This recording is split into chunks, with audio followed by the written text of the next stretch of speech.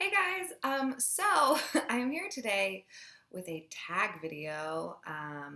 I have a problem in which I'm tagged in things and don't really do them immediately, as is noted by this tag, which is the Sisterhood of the World Vlogger Awards tag that Elna from Elna Reads Books tagged me in a year ago. So I'm bringing it back from the dead. I have no idea if this tag was created for like a specific thing because the word awards is in it.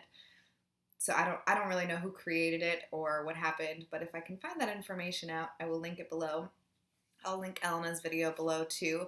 But basically, this is a tag in which once you're tagged, you create 10 questions, and then the people that you tag have to answer your 10 questions. So I'm answering Elena's 10 questions. I'm going to tag some people at the end of the video, and I'll link or I'll write them below. And then I have my own 10 questions that I've created, so they need to answer those 10 questions, and then etc. So it's kind of fun. So yeah, Elena's first question is keep, throw away, giveaway, or sell. What do you do with your read books? I try to keep all of them. Like my intent is that I want to keep all of my books, but if I didn't like it, then I'm not going to keep it. So I try to sell them because I'm greedy. If I sell them, then I can get more book money.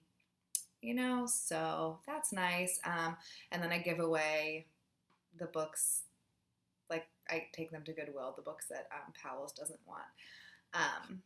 Question 2 is short story or novel. This is, I like them both very, very much.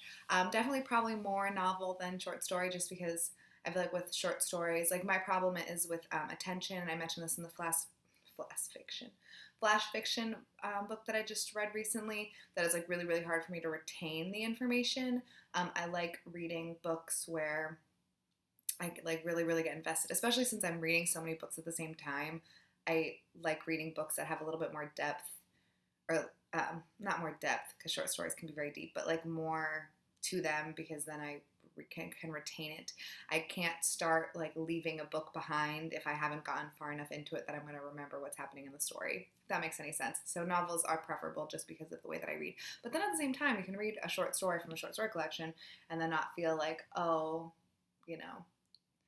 I need to like get back before I forget what happens. So they're both good, but novel for sure. Question number 3 is favorite book series, and for that, I have surprise, surprise, the Neapolitan novels by Elena Ferrante and translated by Anne Goldstein. I'm pretty sure it's Anne Goldstein. It's been a while since I picked this up. Yes, I have read the first 3 books. I have to read the 4th one. My goal is to read that in November. I absolutely love this series. I'm really sad because I feel like lately I've been hearing, not lately, I think this book has kind of like died down in hype a little bit, but I feel like I read the book and it got like a lot of hype, and then people were expecting so much from it and then were disappointed, and there was some like negative reviews, and I feel like those negative reviews were a lot to do with the writing, and they didn't enjoy the writing style, and I understand that because I feel like the writing in this isn't particularly magical or beautiful or anything, but I just feel like the depth of her characters is so good that I can't do a video without crying these days.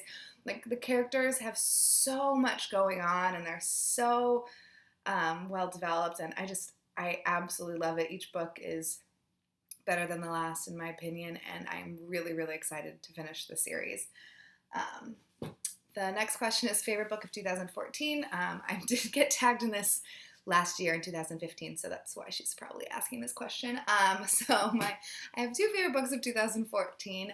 The first one is Chronicle of a Death Foretold by Gabriel Garcia Marquez, and this is translated by Gregory Rabassa. And woof, this book, ugh, I really like books that crush me emotionally, and this book really did that. It's very tiny. If you haven't read it, I really, really suggest it. It was so good. You're following the story of this man. Well, the whole premise is that a man goes back to this town to try to kind of find out what happened, because this whole town knew that one guy was going to be killed, and no one did anything to stop it, so he's kind of like trying to figure out what happened, and it's so good. Cried for sure when I read that. And then the next one, also my other favorite book of 2014, was One Flew Over the Cuckoo's Nest by Ken Kesey. Also cried in this book. If a book makes me cry, it's going to be one of my favorites. This was so good. It was so good. You, I'm sure, know what this book is about. My favorite parts of this book, which I mentioned when I talked about this book the first time, is, I forget the chief's name. There's like a Native American man. I forget. I think they just call him Chief, but I honestly don't remember because it's been a while. But he's obviously got like some kind of like schizophrenia or something, and so there's these parts where he's lying in bed and he's describing like what's happening, and it just was so well done. And this whole book I just thought was absolutely just so good. It's one of those classics that I really feel like this is a classic, modern classic. I feel like everyone should read this, basically. The next question is favorite time of day to read. Anytime that I have time. I will read anywhere and anywhere for 5 minutes or longer. Yeah, I guess my favorite, though, is probably like just before I have to start making dinner, or like right after I've eaten dinner, but just before, because afterwards you run the risk of like getting a little too sleepy. So the time when I get home from work right before I have to start cooking dinner is a really nice time of the day to read, as long as I remember to read. Booktube occupies a lot of my time. Number 6 is favorite author and why, and for that I have Kurt Vonnegut. This is the most recent book of his that I have read. I would show you my favorite book of his, which is Sirens of Titan, but Jake lent it to a friend, so it's not on my shelves. But yeah, Kurt Vonnegut is phenomenal. If you haven't read him, you should read him, I think. His books are super easy to read. They have so much depth. He always has these like so insightful on like society and like human beings, and it's just, they're so good and they're so fun, but really deep at the same time. And I feel like if you're an author that can make something that has a lot of meaning and says a lot be super fun, that's like just the best. It's fantastic. And they're really easy to read. So, sounds good to me. Number 7 is What's on Your Nightstand. I feel like I talk about this a lot, so I'll just link my last Friday reads, but yeah. There's a lot of books that I am currently reading. Oh, I feel like there's some behind me too. Oh yeah, look, the stand. Oh yeah, still haven't touched it.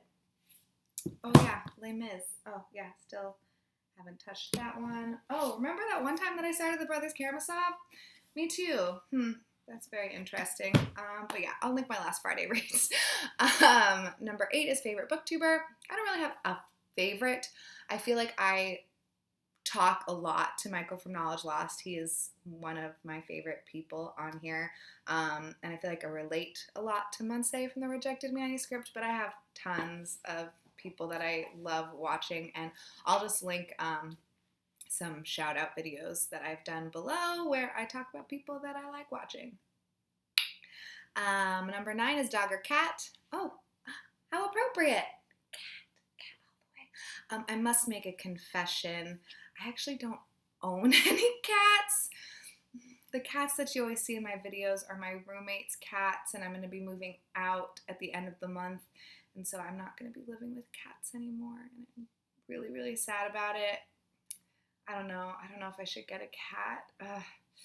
I'm like on the fence about it, so we'll see. I feel like once we move out and I experience life without cats, that will really, tell me if I want them or not. But yeah, I'm so sorry. I'm such a liar. It's just really, if I had to say in every single comment, they're not my cats, they're my roommate's cats, it would just get tired. But yeah, cats all the way. They're so cute. Oh gosh. I love them. Okay, weird. Okay. And number 10 is if you could be any book character, who'd you be and why? And my answer is going to be extremely childish, but I would be Hermione Granger from Harry Potter, because I'm completely obsessed with Ron Weasley / Rupert Grint, and I love him so much, and he is just wonderful, and him and Hermione get together. So yeah, that's super childish, but I can't help it. It's been a long relationship that I've had that Man, it's been a long relationship. And it's not super creepy because Rupert Grint's only 6 months younger than me. So in case you're like, oh, Stephanie, he's only 6 months younger than me. So that's totally acceptable. Anyways. Oh, I have to tag people. That was the last question. I'm going to link my questions below. And I am going to be tagging, let's see, Stephanie from That's What She Read. Oh my gosh, Megan Sue from the restricted section, Amber and Sam from the Drunken Library, Hillary from Your Robot Friend, Monse from the Rejected Manuscript, Hannah from Craving Books, Bree from Bree Hill, and Whitney from All the Shelves. I will do a thing on Twitter so that you know that I tagged you in this video when I post this, hopefully tonight. And my questions are listed below. So thank you for watching. Hope everyone has super time of the day that it is where you are right now.